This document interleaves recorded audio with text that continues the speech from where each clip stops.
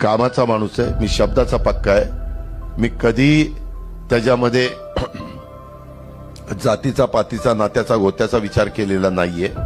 मी नेहमी समाजातल्या सर्व घटकाला बरोबर घेऊन जाण्याचा प्रयत्न केलेला आहे. मी कविचंद भाट सारख्या व्यक्तीलाही महापौर केलं. मी त्याच्या संदर्भामध्ये अण्णा बनसोडे सारख्या पानाची टपरी चालवणाऱ्या व्यक्तीला पण आज विधानसभेचं उपाध्यक्ष केलंय, आमदार केलंय. अशी कितीतरी उदाहरणं मी तुम्हाला सांगू शकतो. मी अल्पसंख्याक समाजाला पण प्रतिनिधित्व दिलं, मी बहुजन समाजालाही प्रतिनिधित्व दिलं, इतर मागासवर्गीय समाजालाही प्रतिनिधित्व दिलं, मी आदिवासी समाजाला मागासवर्गीय समाजालाही प्रतिनिधित्व दिलं. कारण मी हे डोळ्यासमोर ठेवतो की हिंदवी स्वराज्याची स्थापना करत असताना छत्रपती शिवाजी महाराजांनी 18 पगड 12 बलुतेदारांना बरोबर घेऊन हिंदवी स्वराज्याची स्थापना केली.